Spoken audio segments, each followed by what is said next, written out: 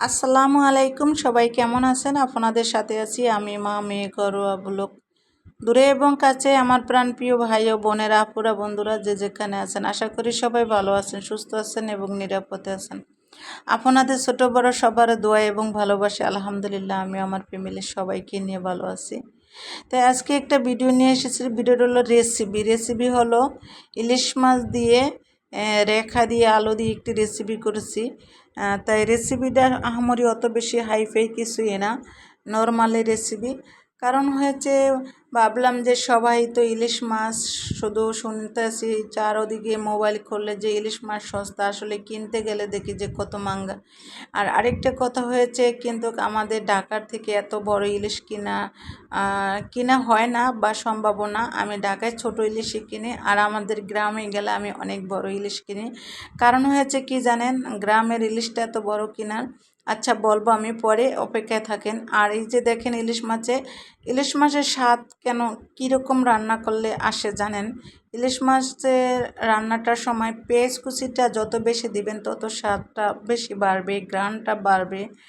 আর ইলিশ মাছের মানে পেঁয়াজটা বেশি দিতে হয়, পেঁয়াজটা বেশি দিলে ঘ্রাণটা ভালো আসে, তাই না? আর এই যে দেখেন আমি নর্মালিভাবে রান্না করতেছি।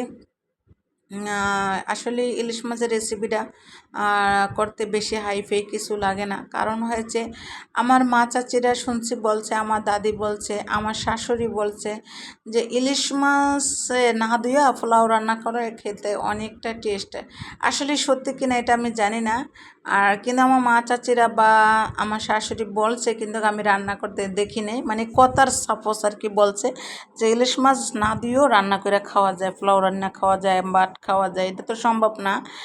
তারপরে আসলে সেই দিনটা কি আর এখন আর আসবে না। সেই দিনের কথাগুলো কিন্তু আমরা মনে উঠাইতে পারবো, আর মনে পড়বো এতটুকুই।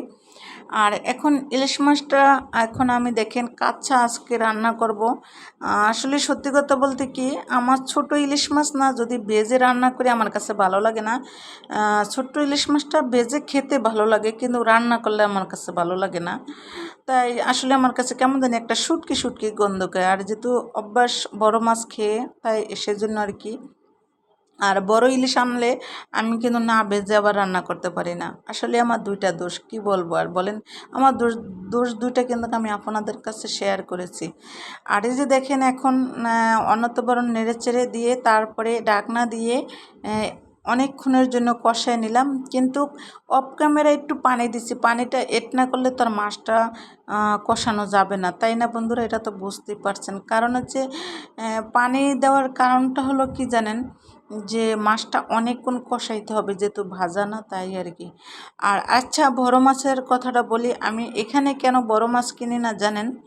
এখানে মাছটা আসলে এক এক জায়গার থেকে মাছ আসে, তাই এত দামের মাছটা কি কিনবো এখানে, তাই কিনি না। আর এখানে বড় মাছ কিনতে হলে তো বড় টাকা লাগবে, তাই না?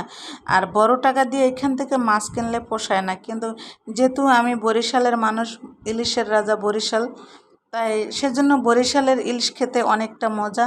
তাই সেজন্য বরিশালের ইলিশটা যদি 1 টাকাটা 5 টাকা বলে, ওটা কিনতে আমাদের কোনো কষ্ট আসে না। কারণ হচ্ছে কি জানেন, ওইটা আমরা মানি যে আমাদের পদ্মা নদীর মাছ, তাই সেজন্য এটা বেশি টাকা দিয়ে খাইলেও এটা মুখে স্বাদ লেগে থাকবে, তাই সেজন্য। আর এখানে ঢাকায় আসলে সাহস করে বড় মাছগুলা খুব কম কিনে, যেটা সত্যি কথা ওইটাই বললাম।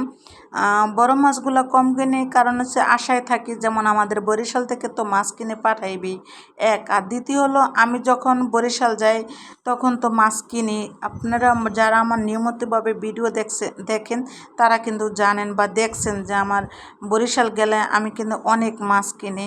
আর এই যে দেখেন, তো কিছুদিন পরে বলতে এই তো এই মাসের শেষ আবার যাব, যাওয়ার পরে যদি দেখি যে মাছ থাকে তাহলে তার কথাই নেই, যে ইলিশ মাছ।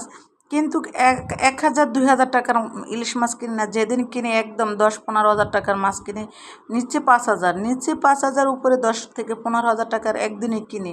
তাই বলে যে একদিন কিনে কি একবারেই কিনেন নাকি একদিনই কিনেন?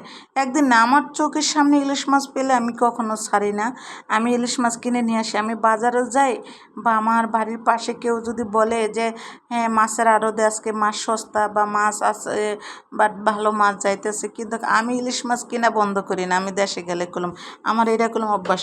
আমি দেশে গেলে কখনো কোনো ইলিশের সিজনে যদি আমি দেশে যাই, আমি অন্য মাছটা খুব কম কিনা হয়, আমার ইলিশ মাছটা বেশি কিনা হয়। ঠিক আছে, বুঝতে পারছেন আমার বন্ধুরা? আমার কথাগুলো মনোযোগ দিয়ে তো শুনছেন না? আর আজকের আমার ইলিশ মাছের রেসিপিটা রেখা দিয়ে কেমন হলো বন্ধুরা কমেন্ট করে জানাবেন। ঠিক আছে, বন্ধুদের অপেক্ষায় থাকলাম, বন্ধুরা কমেন্ট করবেন, সেই অপেক্ষায় থাকলাম। তাই আশা করি বন্ধুদের কাছে আমার এই ভিডিওটা ভালো লাগবে, ভালো লাগলে ভালোবাসা হয়েই যাবে, তাই না বন্ধুরা? ভালোবাসা হয়ে গেলে লাইক কমেন্ট শেয়ার করতে কেউ ভুলে যাবেন না, ঠিক আছে? আমি তো আপনাদের ভালোবাসার অপেক্ষায় থাকি।